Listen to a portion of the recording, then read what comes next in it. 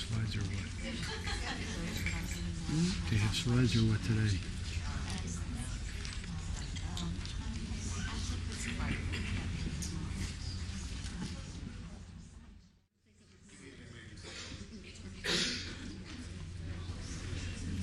We'll get started.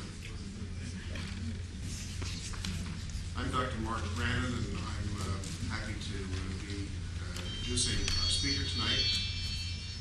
That reminds me, please take a second and turn off your cell phones and beamers if you have them with you, please.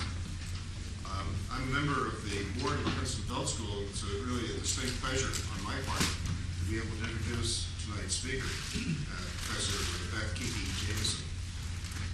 On a personal note, I first met Kiki in this very classroom, I guess 3 years ago. It was the fall term of 2001 when this classroom opened for the first time, so we really are in a pretty new conference hall. She was teaching discrimination and the law. Yes? Okay. Is this any better? Well, there's a different speaker.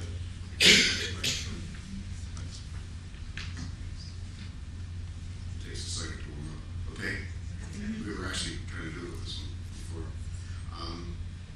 Professor Jameson was teaching a course on discrimination in law, and she really is very welcoming to auditors, and that's how I first got to know her. I've gotten to know her socially and family, and it's great to have you here tonight to be a speaker for Princeton Adult School.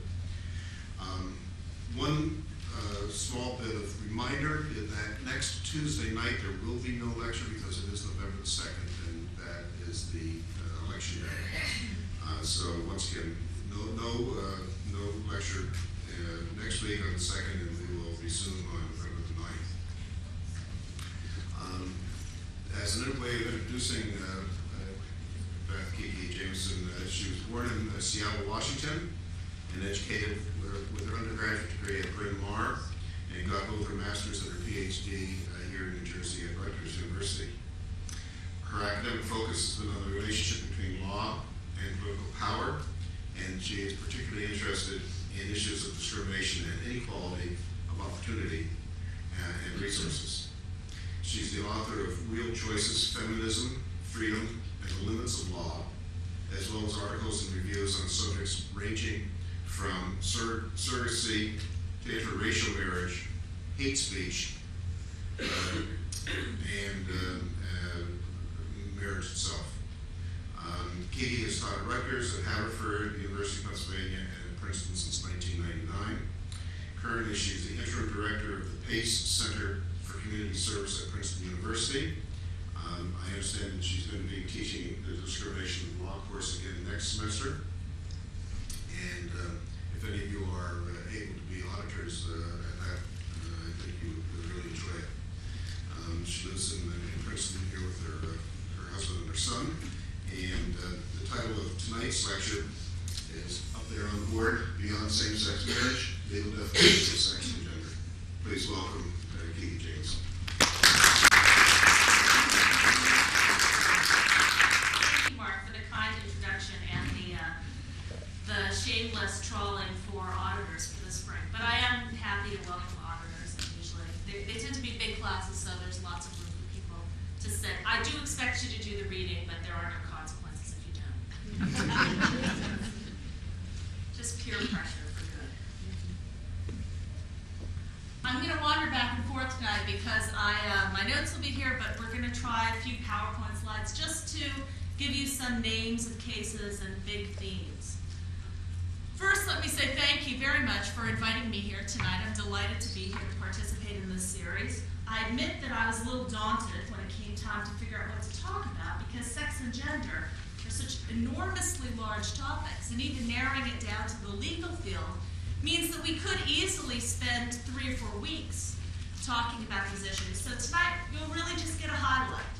My aim is to give you some things to think about that you may not have thought about before, to shake you up a little bit, to raise some questions, to draw your attention to some complexities in the law. There won't be many answers, I think all have succeeded if you leave here a little bit more confused than you arrived. But I hope that you will have the opportunity to have great discussions with the friends you came with, or maybe your neighbors and friends at home. Let's begin by defining sex and gender. My guess is that your previous speakers in this series talked a little bit about this. The colloquial way of distinguishing between sex and gender is to say that sex is what's between people's legs and gender is what's between people's ears. You heard this before? What they're trying to do is make a distinction between the so-called purely biological and that which is socially constructed, that which is perhaps cognitive, certainly conceptual, that which is more shifting and dependent on culture and history. In law, in fact, things are much more complicated. And it's not easy to make a distinction between the purely physical and the purely intellectual or imaginative. Often in law, things are complicated because sex and gender are assumed to be self-evident. Judges who are writing opinions, lawyers who are drafting briefs, assume that we all know what sex and gender mean. And so they don't usually take the time to spell it out. When they do stop to articulate those definitions, it tends to be in cases that are themselves quite unusual, quite complicated, and arguably not really applicable to most of our lives. On the other hand, those difficult cases can provide wonderful opportunities to see the motivations and the assumptions that underlie laws, often unspoken. We're going to be focusing on those strange cases tonight. What difference does legal meaning make? Why should we care about legal meanings? Are there any lawyers here? Or recovering lawyers? So you already know why we should care about law. But for the rest of us, it becomes a little bit more confusing, particularly when we know that law doesn't just fall from the sky in great big black books, but in fact is an articulation of particular interests, particular motivations, justifications for public policy perhaps, shifting understandings of big concepts. What's important to remember, however, is that law is the embodiment of state power. Law matters because law is where state actors get to articulate certain truths, and they expect that that will be enforced. Cases are brought, really, when people or groups of people want to tap into the power of the state. If Mark and I were simply having a disagreement, we could argue till the cows come home.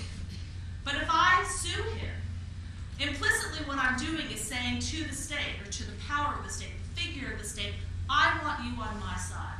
I want your authority, maybe your power of enforcement, to compel Mark to do what I think he should do. Any kind of reach for the law is a reach for that authority.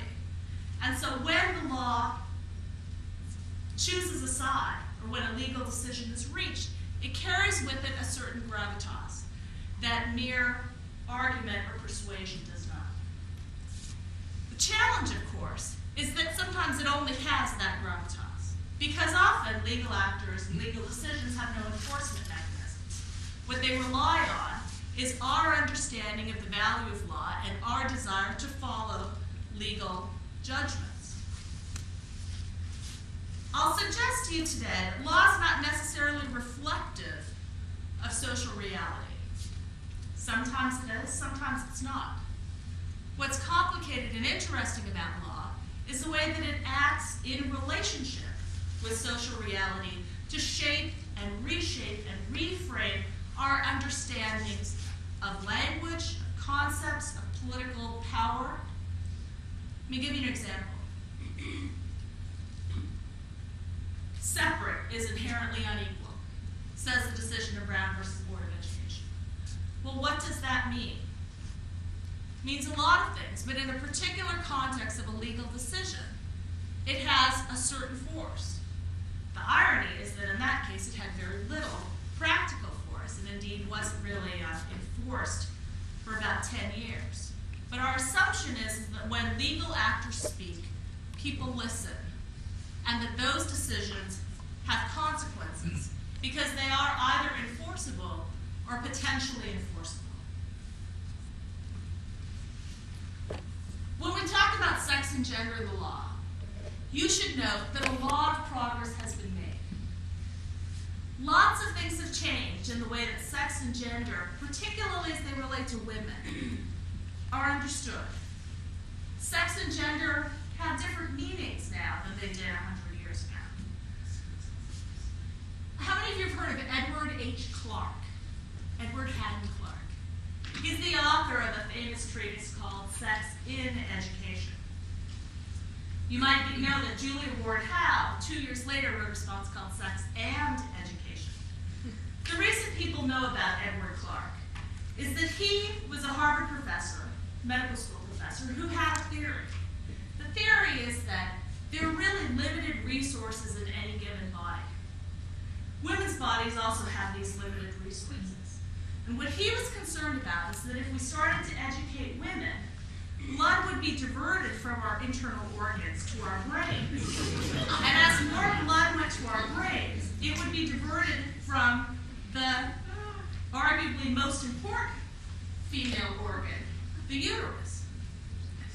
His argument was that it was a necessity of national interest, perhaps, to not educate women unnecessarily, because as our brains expanded and flourished, our reproductive organs would literally shrivel up. People don't believe that anymore, I'm assuming. But these attitudes were quite prevalent and they were reflected in law. Muller versus Oregon is a 1908 case, 30 years after Dr. Clarke put forward his theory. And Muller versus Oregon is actually a case about whether the state could regulate how many laws women workers were allowed to work. This was part of a move to protect workers' health. And they started with women workers because, of course, it's usually easier to regulate women than men. The argument for limiting the hours that women worked was that we were more delicate. We were more in need of protection. There's this wonderful quote you see on the screen in which they posit that healthy mothers are essential to vigorous offspring, and the physical well-being of women becomes an object of public interest and care in order to preserve the strength and vigor of the race. What that tells us is that it is appropriate for a law to be used to limit women's actions, not just for their own good, but for the good of all of us. Those kinds of articulations don't show up so much anymore. A lot of progress has been made. But one of the sub-themes of tonight's talks is that maybe we haven't really come that far, or as far as we would like to believe we have. On the other hand, there are a lot of things women can do now that we didn't used to be able to do. Women can get an education. We can go to school. Even in the last 10 years, it turns out we can go to military academies and demand that military academies make accommodations to educate us. Women can own and control their own property. It is no longer the case, as it was 50, 60 years ago, that a woman could only control property if she was unmarried. Women can act as executors of wills since about 1973. Apparently, we're able to be trusted in a situation of crisis. Women can provide benefits to their husbands. Used to be the case, you know, that a woman could work, pay into Social Security, but her husband could only receive benefits if he could prove that before he made the claim, she provided more than 50% of his support. On the other hand, a husband could work, pay into Social Security, and his wife was entitled to benefits with no evidence needed. Women can now get custody of their children. It used to be that children were considered property of the marriage, and that naturally the well-being of the children depended on the goodwill of the father, and he was given access and really sole parental rights. Moving forward from that, women can now share custody of their children. It is now the case of the tender years doctrine, which said that women almost always got custody of children, is not really a given anymore.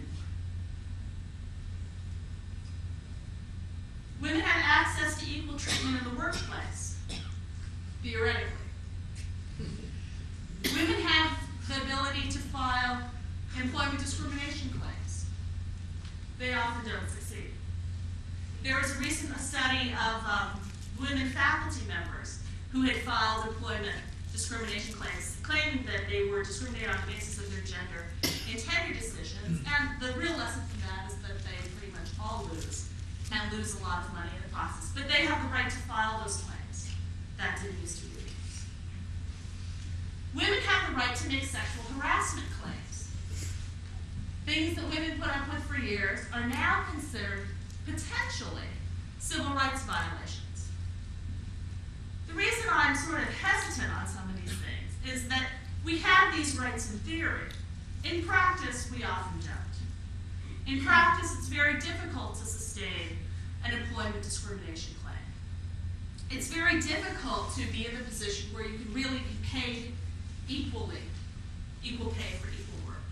It's very difficult to make a sexual harassment claim stick, except in the most egregious circumstances, where you can truly demonstrate sustained and very, very significant psychological harm that resulted from that.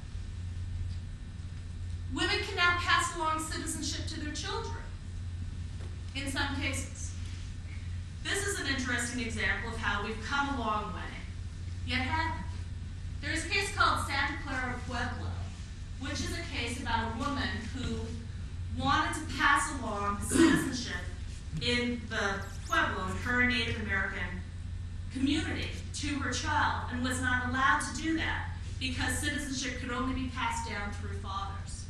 She filed a lawsuit declaring that she was being denied equal protection of the laws, and the courts ruled against her. Why? Because the interests of the sustaining the community overruled her own interests. On the other hand, when United States citizenship is at issue, women have advantages men don't have. Women almost automatically can pass citizenship onto their children, whereas male American citizens can only do that in cases where they're not married to the child's mother, if they file particular forms by particular times. Women can also join clubs that used to be all.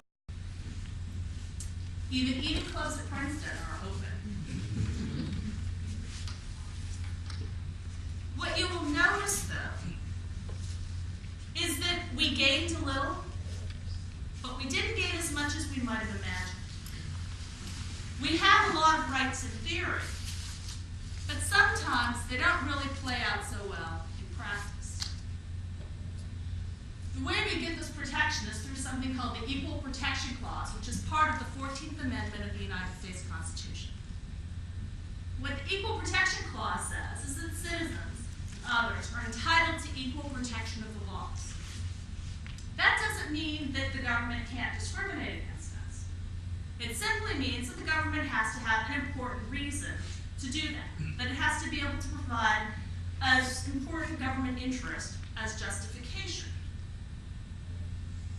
What that means in practice is that discrimination isn't allowed unless the reason for discrimination seems real.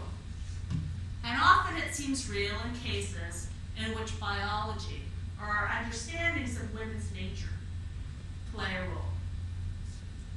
The assumption is that because sex differences are real, are palpable, are often visible, that it is rational to make those kinds of distinctions. We know certain truths about women in law. We're not quite as fast, we're not quite as strong. We can decide to have a baby at any given moment. Those kinds of things make it often rational to discriminate against us. What's complicated about this is that gender occupies this funny middle position, where on the one hand it entitles us to protection from discrimination, and on the other hand can be used to justify unequal treatment. Which side of the equation we end up on often depends on politics. Let's talk some more about how things have changed, and also how they have not. Tonight I'm going to focus focus only on two big issues, on marriage and on the family. Those are so big that in fact I'm only going to focus on very narrow bits of those issues. But I want us to think about the ways in which legal definitions of sex and gender have changed over time or have not changed. The way they reward some interests rather than others. The way, perhaps, that they reflect certain understandings of what women are like essentially. And the ways in which they might be challenged in the future.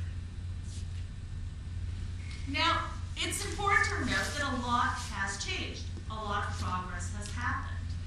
Issues have been different at different times, right? No-fault divorce made an enormous difference in marital politics. Once people could end a marriage without having to point blame or take blame, it provided a lot of freedom. On the other hand, you might argue, once people could end marriages without having to point blame or take blame, it caused the very quick decline of the family. One of the responses to that in recent years is a resurgence of covenant marriage. You know what covenant marriage is? Covenant marriage is sort of marriage on steroids. Covenant marriage is marriage where you say, not only am I going to take all these vows that are standard and sign up with the state to get a license, but I'm also going to make an extra vow that says that I give the right to no-fault divorce. And that if I decide to have a legal separation, I must have it for a certain amount of time. I might need to make certain sorts of commitments to marital counseling. The presumption is that covenant marriage is stickier or more permanent than regular old or ordinary marriage. Now, covenant marriage is available in at least 3 states. What that means is that it's not simply a choice that a couple might, heterosexual couple, might choose to honor, but it's something that will be enforced by the state. Why does that matter? Because once again, it's an example of state power being used to fulfill certain kinds of interests. On the other hand, there are other advances or losses, depending on your point of view. Palimony, alimony for people who weren't married. Increased cohabitation. No longer having a stigma associated with illegitimate children. As far as children are concerned, women gained custody through the 10 years doctrine. Kept custody after that was largely dismissed. They can share joint custody, though they often suffer financial losses. And the best interests of the child program sometimes benefits women, sometimes not. As we talk a little bit about marriage and gender, I want you to think about what the truths are of these definitions. The marriage cases I'm going to talk about are cases involving transsexual or transgender people who enter into allegedly legal marriages. This, as you can imagine, is not a typical situation. This is not something that the law is set up to deal with. The reason I'm going to talk about that today is not to pay special attention to transsexual or transgender people, or to use them as an example for pedagogical purposes. The reason I'm going to talk about this is that it gives us an opportunity to see the courts articulate definitions of sex and gender that usually don't have to do. What's fascinating about that is that you see assumptions spelled out. And when they're spelled out, it often turns out that they don't quite look like what we imagined they might. All of these cases begin with the presumption that marriage is only legal if it is a relationship between one man and one woman. In addition, the assumption is that that one man will be male and will be the husband, and that the one woman will be female and will be the wife. What we begin with is a presumption that that's the only situation in which marriage applies. The question for us is, how do you enforce that rule? question that we're going to see more and more in the debates about same-sex marriage and the Defense of Marriage Acts, both on the federal and state levels.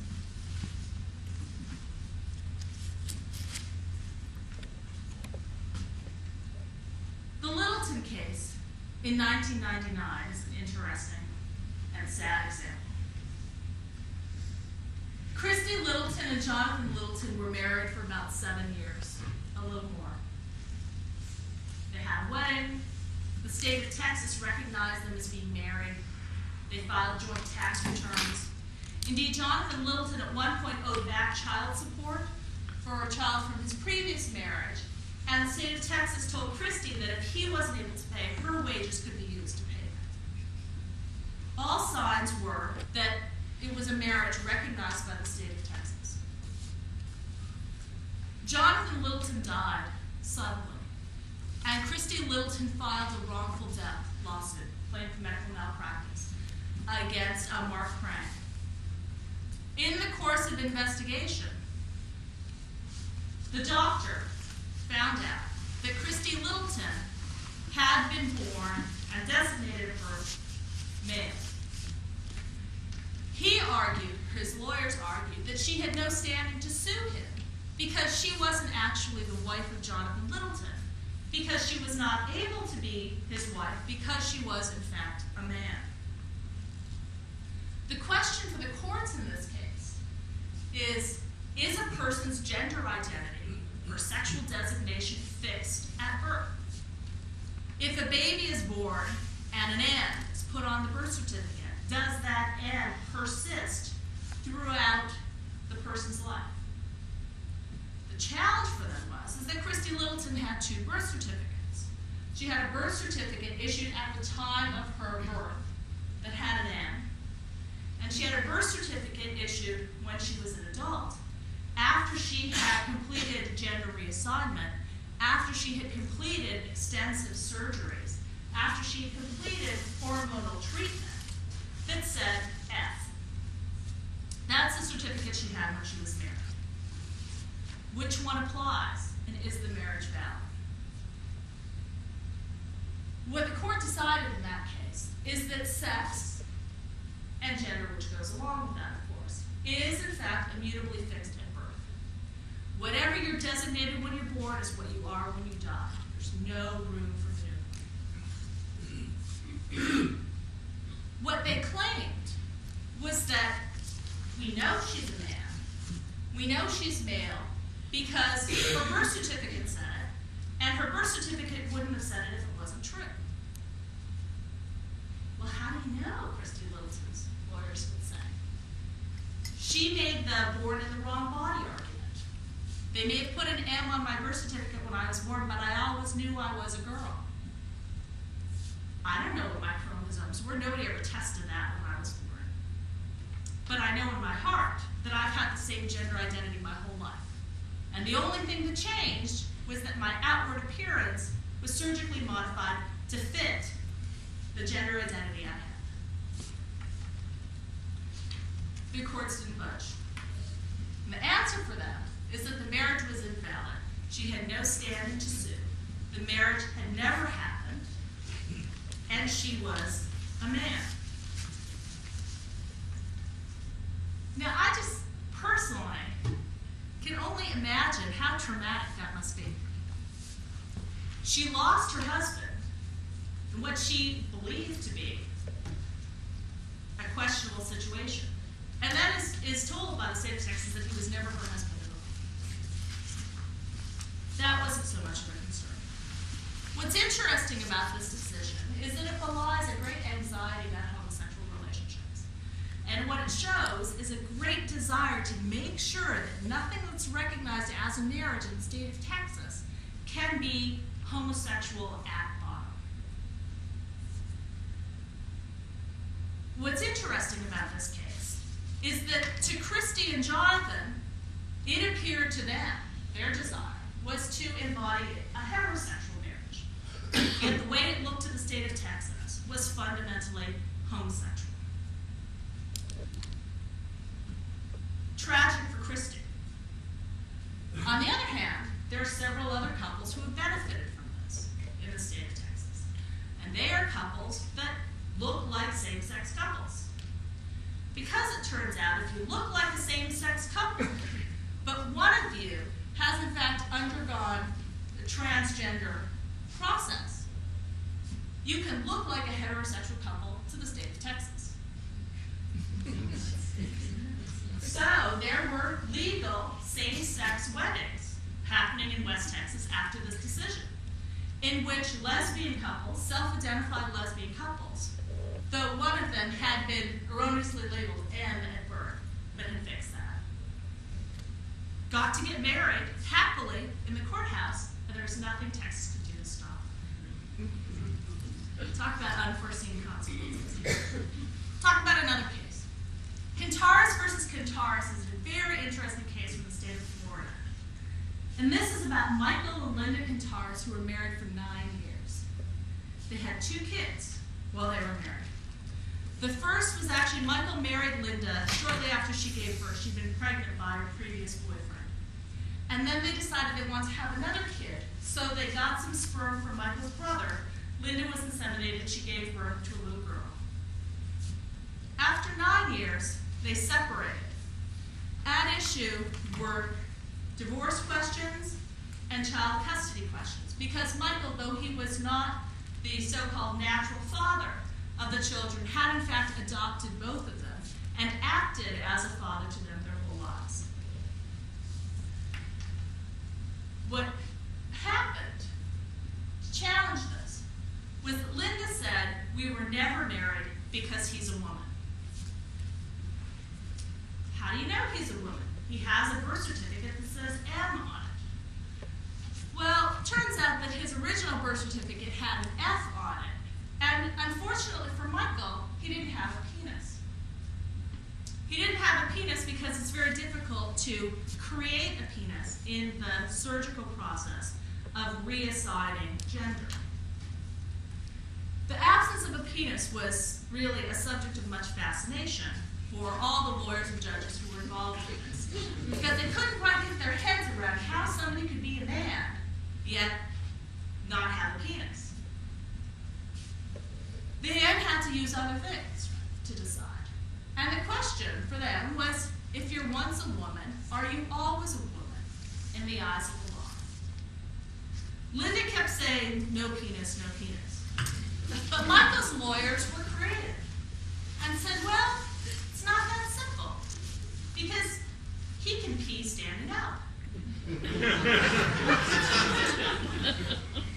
He watches football. He takes out the garbage. She stays home and takes care of the kids. He earns a salary. He drinks a lot of beer. None of his friends even knew that he wasn't born a man. None of his straight friends even knew that he wasn't born a man. He doesn't have any gay friends, so that wouldn't be Is this persuasive? Well, it actually was persuasive to the court that heard it. And they issued this decision in 2003 that was really shocking and largely unexpected, in which they said, you know what, gender is something different from sex. And even if he was designated female at the time he was born, his gender is male. He's always been male. Doesn't matter what his body looks like, though they didn't talk about his male pattern baldness and his tendency toward a beer belly. What matters is that he acts like a man, and men recognize him to be a man. It's a little cliche, right? The good news for Michael was that his marriage was recognized, and what that meant for him was that he could get divorced, but more importantly, that he could get access to his kids. Because without that, he might have had no access to kids with whom he formed a relationship for 10 years. Naturally, this went to appeal, and this summer, at the end of July, the courts in Florida ruled against him, actually, and said that once you're a woman, you're always a woman. It doesn't matter about all those male behaviors. What matters is what you're originally designated on a birth certificate. The good news for Michael is that they dissolved the marriage, and so the marriage never existed, but they let him keep his parental relationship with his kids. What's challenging for us is that this is a decision that's both liberating and very constraining. On the one hand, it says gender can change. Gender might not need to match up with either what was on your original birth certificate or what your bodily formation is. On the other hand, the definition of gender that they use is pretty narrow and arguably pretty sexist. You wonder if he was a husband who did the laundry, helped drop off the kids, enjoyed classical music rather than football, would he still have been considered a man?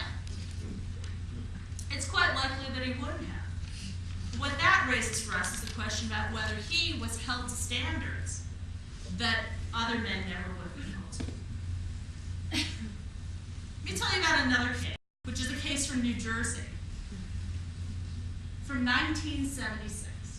And this is actually the only reported case in which a marriage between a person born male and a person born male who transitioned to being designated female was upheld and sustained. The case of MT, there's actually one other case I know that is an unreported case from Orange County, California.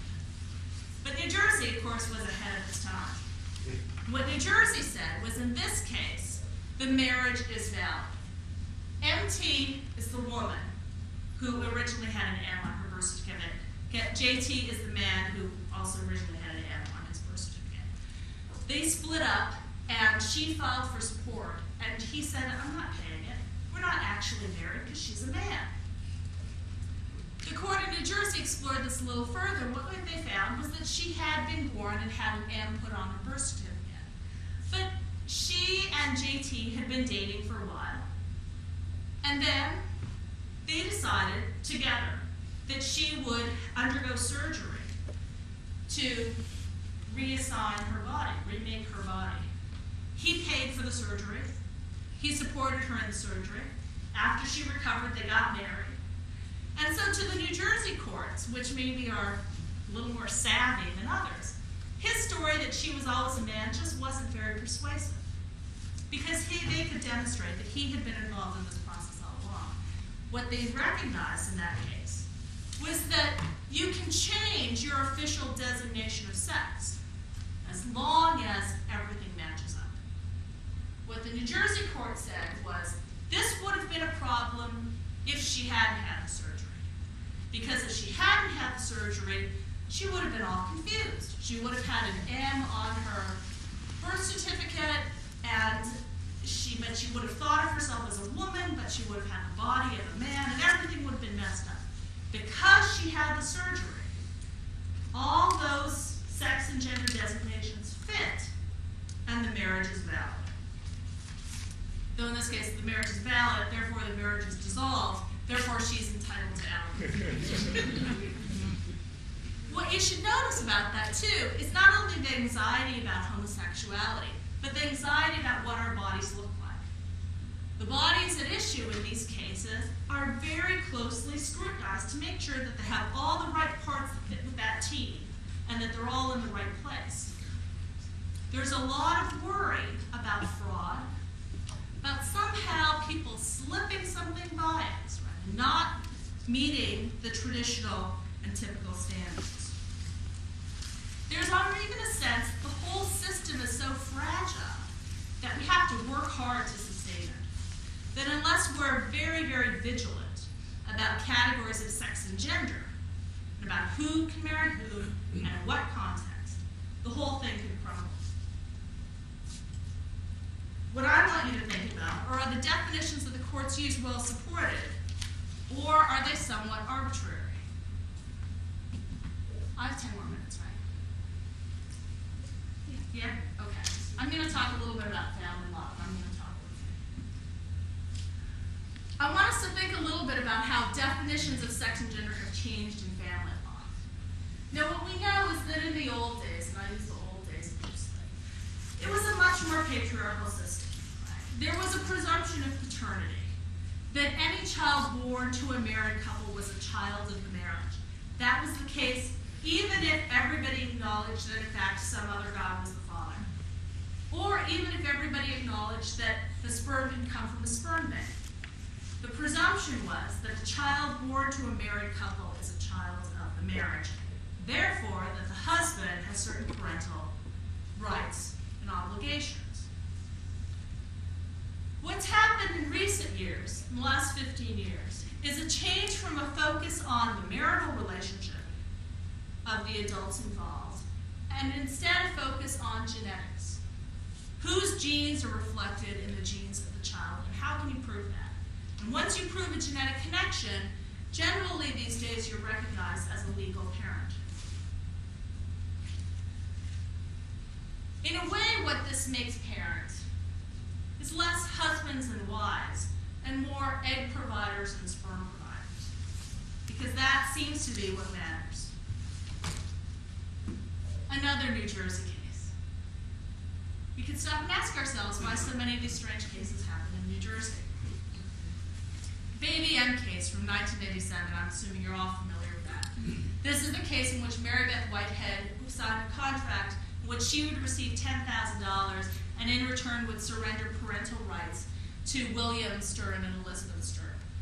She was impregnated. She used her own egg, her uterus, and the sperm of William Stern through artificial insemination. She became pregnant. She carried the baby. She decided that she didn't want to abide by the contract she'd signed. She decided that she couldn't give up her parental rights. She handled it very badly. She fled to Florida. There was a whole brouhaha. And the question is, what do you do about the strange situation? Contractual parenting is something the law hadn't had to think about before. What does sex and gender understandings tell us, or how do they help us to solve this problem? Well, it helped in sort of strange ways. In the Baby M case, the judicial determination was that surrogacy contracts are null and void in the state of New Jersey, and that persists. The presumption is that surrogacy contracts are against public policy, and that they simply won't be recognized, they won't be enforced. Given that the surrogacy contract was thrown off the table, you might imagine that it would come down to a mere custody fight. Because after all, Mary Beth Whitehead was the mother of the child. She had provided both the egg and the uterus for 9 months, 40 weeks, and William Stern was the father. What happened instead was that the courts used a best interest of the child analysis. And this is where you see the gender definitions come in interesting ways. What they decided was that the child would go to the Sterns because the Sterns would be better parents. Why? Because Mary Beth Whitehead was by definition an unfit mother, because she was the sort of mother who would contract away parental rights for $10,000. Anybody who would sell their child for $10,000 is by definition a bad mother. What's interesting to me is that none of that judgment was ever turned the other way. I'm willing to entertain arguments that somebody who would sell their child for $10,000 is a bad mother. But I also wonder about the moral character of somebody who would think it appropriate to buy a child for $10,000. Those questions weren't raised. Instead, it really came down to an issue between this bad mother who would sell her child and the presumably great father who also happened to buy the child, and his lovely wife who happened to buy the child, who can then provide a stable upper middle class home. What we see in law is that it's not just about how you're related, it's how you behave, and it's how you behave in line with certain kinds of assumptions about what make good parents. Good parents are made by having financial resources. Good parents are made when they're married to each other. Good parents are made in particular kinds of ways. Johnson versus Calvert in 1993 is a slightly different twist on this. Mark and Crispina Calvert were a couple who wanted to have a baby, and they contracted with Anna Johnson, a surrogate mother, so-called surrogate mother, to carry the baby to term. Mark and Crispina, let's find that hard to pronounce, Crispina, both gave their genetic material, which was combined and then implanted in the uterus of Anna Johnson. In order to make the point that she was really not the mother, they also did what some of the surrogacy lawyers had started to suggest, which was to hire a surrogate of a different race. The argument being that if a white couple hired a white mother as a surrogate, it might be a little bit hard to tell who the real mother is. But if the white couple hired an African-American person as a surrogate, well, then everything would be clear. What happened was that Anna Johnson felt exploited, she changed her mind, she contested the agreement. And the courts in California had to decide who the natural mother would be.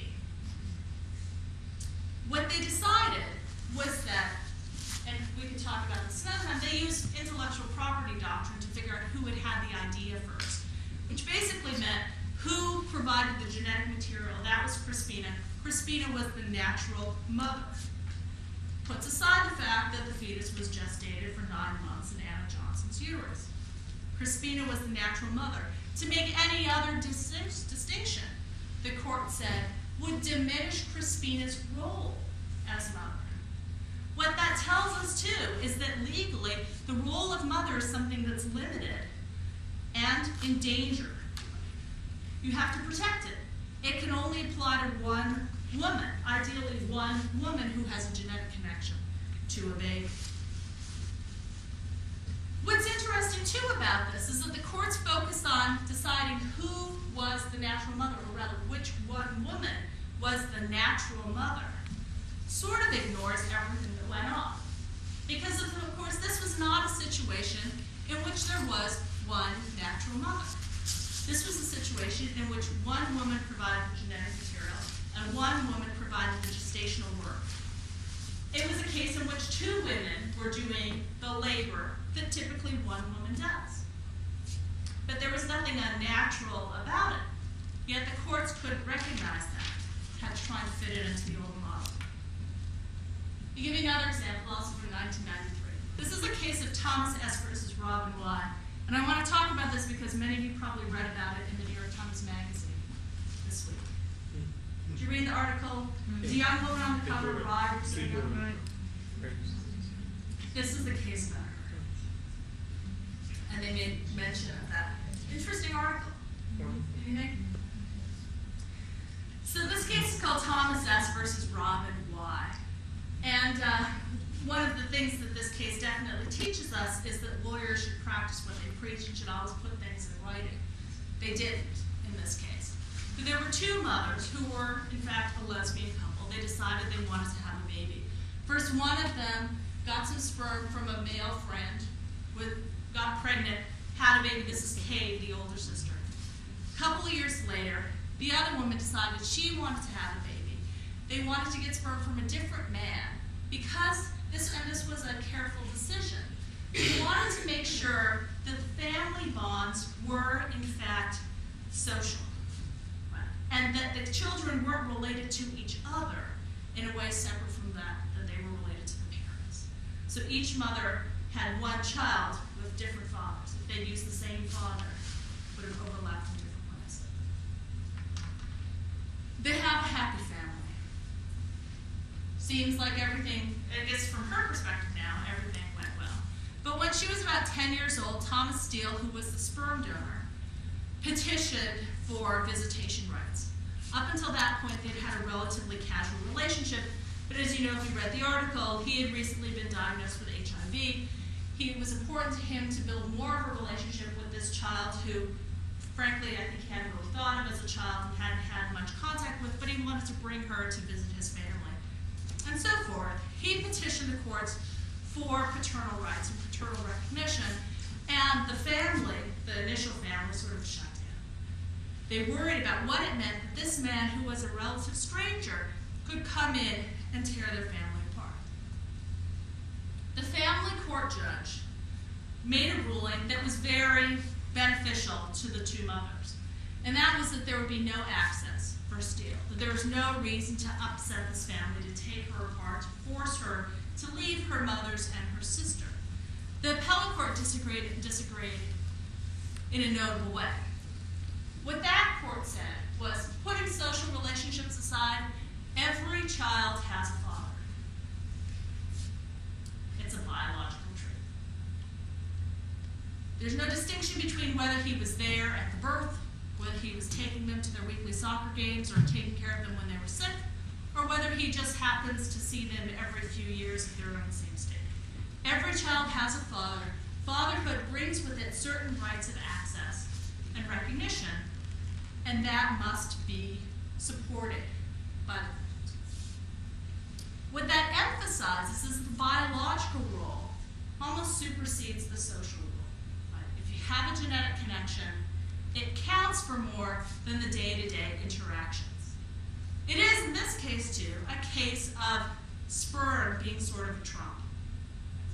If you've got that, you have the legal recognition.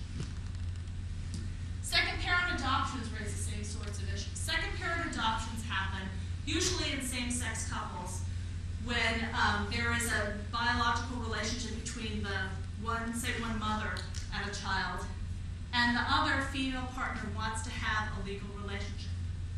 Most adoption laws are set up such that children can only be adopted by one man and one woman. If you want to have a child who already has a connection with one woman adopted by another woman, what often has to happen is for that first relationship to be severed. That means that if I'm in a relationship with this person here and I have a child, for her to have a relationship, I have to give up my parental rights.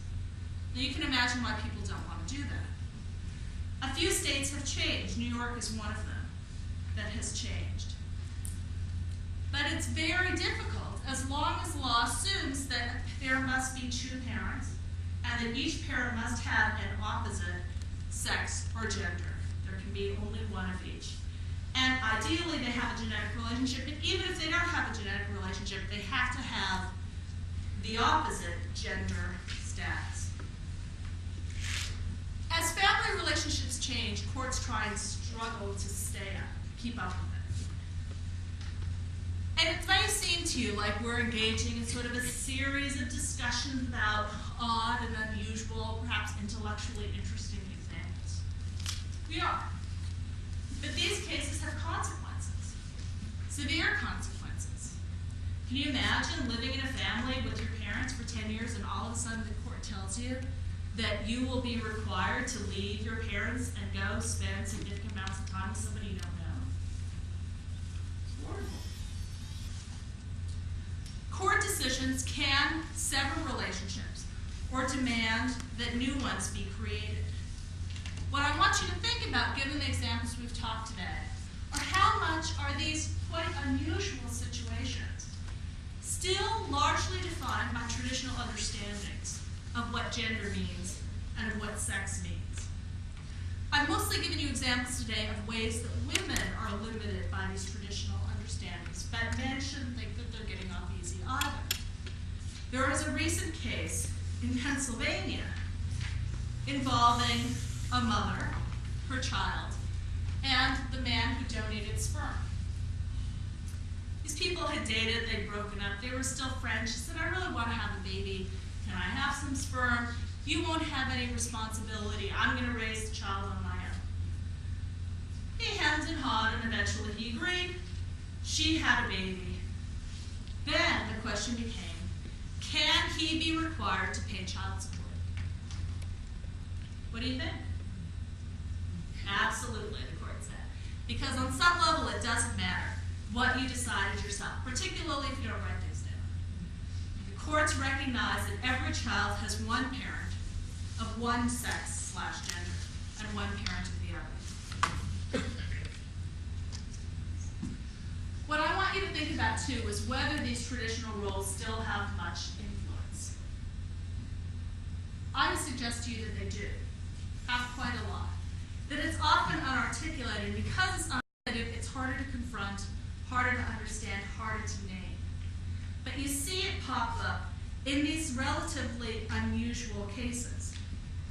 You also see it in run-of-the-mill cases, where working mothers may be less likely to get custody of their children because they're perceived not to have their priorities in You can see it in cases in which men are required to pay child support, even in situations to which they did not consent. In many ways, these legal definitions change in order to accommodate new situations, new relationships, new problems. Sometimes they even force changes, like with sexual harassment laws. But in many cases, even if the outward form seems to be different, a marriage involving a transsexual person, a parental custody question in which the two parents of the same gender, the underlying messages are still quite traditional and quite bifurcated, with the assumption that gender is split one and the other, never the twin children. This may simply reflect a continuity of social expectations. It may be that no matter how much the outward form of our families change, we still have the same basic values and the same basic concerns. It may reflect that the law is not a very quick way to change things, that the law moves slowly, the law moves incrementally. I hope I've given you some things to think about that you didn't think about before. And I would ask you respectfully that if you have any of the answers to the questions I've asked, that you share them with me and with all of us. Thanks very much.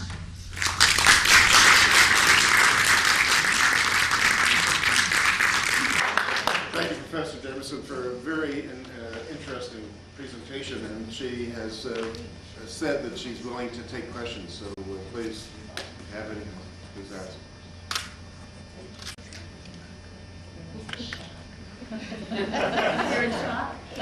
I have one that has something to do with what you said in one of the early slides, not so much about this, but that women can now enter male eating clubs, and you gave the example of Princeton. But there is an ongoing dispute at the Augusta National Golf Club, and I don't know all the details about it, but I don't think that any women are allowed to be members there. Do you have any take upon that and where that's going to lead to these private clubs? The question legally, and I should turn to Barbara because you can probably answer this better than I could, is whether it's truly a private club or whether it is in some sense a public accommodation. Right? If they act as if they are occasionally open to the public, right, and there are not specific requirements for membership other than these very broad categories. This is what happened with the JCs, for example, and with eating clubs, then they really do have to let people in. But this question of how we balance rights of association with rights to be free from discrimination is very different. We saw this in another New Jersey case just a few years ago about the Boy Scouts. Right. Does the Boy Scouts have to allow an openly homosexual man to serve as a, what are they called? Scout leader. Or can they say no? Avowed homosexuality conflicts with the core values of our group and we won't let it. The Supreme Court said the Boy Scouts get to decide for themselves who are going to be members. That case, it's a relatively close group. I would think that if the Boy Scouts is a group that gets to make those determinations for itself, then Augusta National probably gets to. Do you have an answer? Yeah, I wanted to, I agree with everything you said. I just wanted to ask a different question. And this may not be fair because you weren't really talking about employment, so if you don't want to answer it, that's fine. But the cases where transgender people change their employment and then wish to go back to the same job and do the same job duties have been very difficult for the courts to deal with, primarily because of the reactions of coworkers. It's always the bathroom issue. You know, which bathroom are they going to use? That seems to be the biggest issue on everybody's mind. Have you seen any changes in the last few years in how the law is treating the employment status of people who are transgender? I think there's been a little bit of change, but and you probably know the answer to this better than I do, Barbara, but I would think that the big change is how companies are handling this. And I think there is a move to be much more responsive to those situations and much more helpful to the employees who are transitioning than used to be the case. And because of that, I think there don't seem to be quite as many lawsuits. I mean, many of the big pharmaceutical companies, for example, seem to have procedures in place for what to do. Even universities have procedures in place for what to do if an employee says, I am going to go through a gender transition. And because of their support for this, and in some cases a top-down message that this is not something to laugh about, this is not something to tease about, this is a valued employee, we expect everybody to treat everyone with respect, that fewer of those situations become so tense. Can you talk a little bit about the rights and responsibilities of sperm donors? Under the laws you've defined that it's pretty unusual to start hearing about sperm donors having responsibilities. And is there protection? In that case, if they had written out a contract, if they had a written agreement, it is quite likely that he wouldn't have had to have financial responsibilities. But, and he may have had an expectation of privacy. Because they didn't write it out, he was no different from a casual boyfriend in the same situation who could and would be looked to for financial support.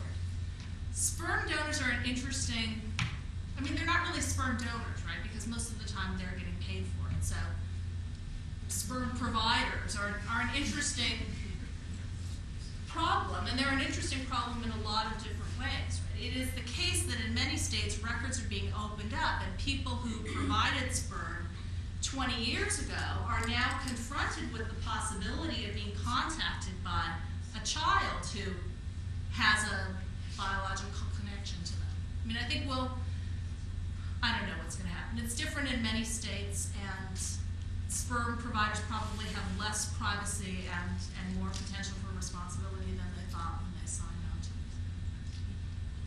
On the other hand, is that wrong? If you're going to be giving out your genetic material, does responsibility go with that? Well, I just wanted to say that in New Jersey, the concept of child support is something that belongs to the child. And no mother has the right to bargain away the rights of the child. So one has to be very careful about even accepting a contract that says you're not going to have any rights, any obligations of support towards this child, because that could be overturned. And I don't know, I've never seen anything about sperm donors to that effect, but it would seem to me that if that were raised, it could also be, if there were no other person to substitute for that sperm donor to provide child support. In many cases, too, the state is much more active in going after people for child support if it becomes a question of whether the state might have to provide financial support. If the mother has the means to do it on her own, the state may be less inclined to make an issue.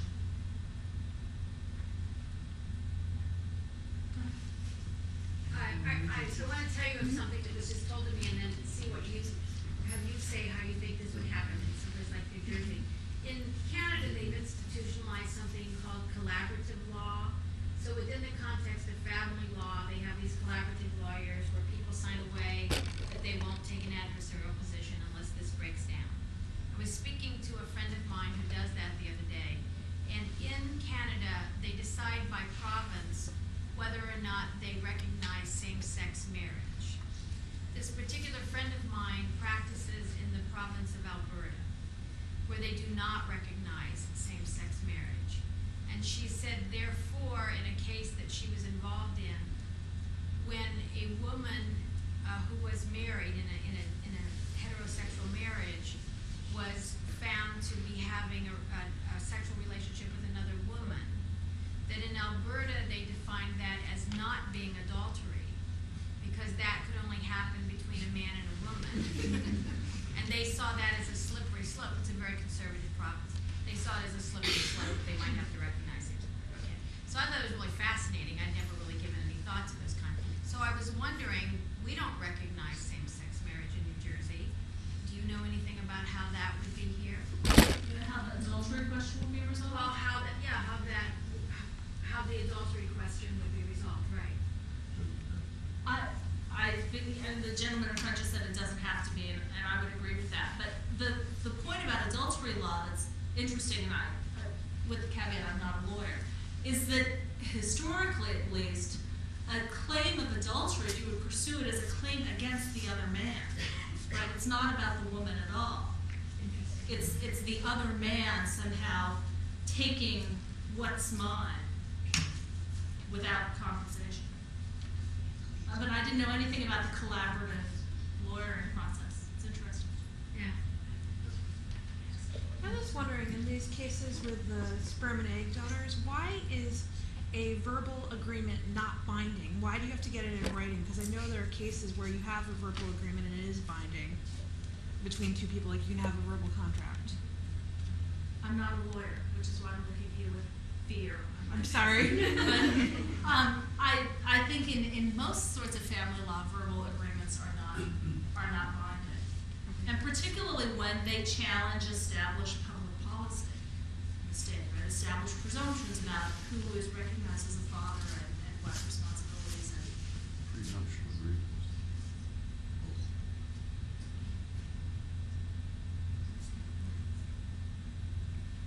But I mean, isn't there I know there are lawyers in here, but isn't it the case that almost all the time verbal agreements are just not useful? Bottom line from this lecture is if you're deciding to engage in any kind of relationship, parental or otherwise, you should put things in writing. Yes.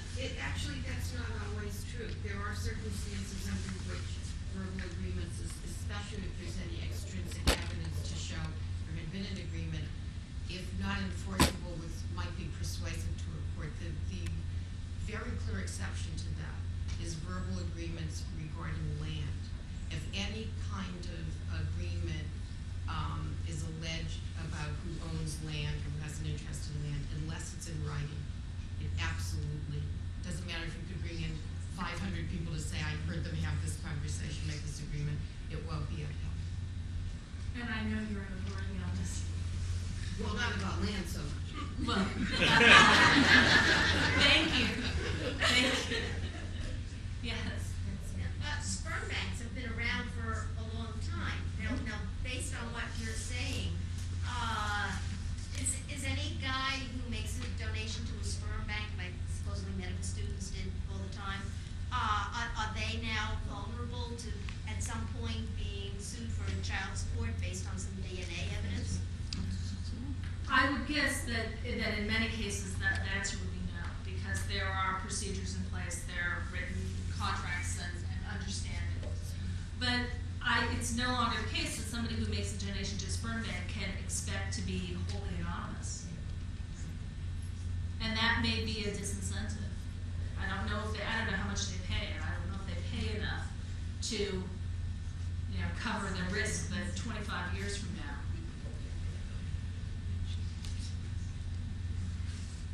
But sperm banks themselves are not well regulated. They're largely private enterprises. Yes. Is it your understanding that, going back to something you said a while ago, that in New Jersey, a woman cannot adopt her lesbian lover's child without the lesbian lover giving up the parent? No, I think New Jersey allows that. Doesn't New Jersey allow that? I had a case some years ago about lesbian lovers. The one woman had a child by her marriage, her former marriage, and she was divorced from her husband, and the child was living with her. The lesbian lover came to live with her also and wanted to adopt the child. Of course, the husband had to give up his parental right in order for her to do that, but he did, because he also then was no longer responsible for child support, which he wanted to get rid of, and he didn't care about the kid anyway. And the woman who wanted to adopt the child agreed to be responsible then for for the support of the child. So that was an unreported case, of course, because it was uncontested, but that went through in New Jersey and Mercer County.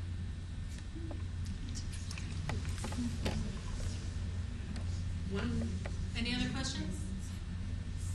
We have a lot of great lawyers.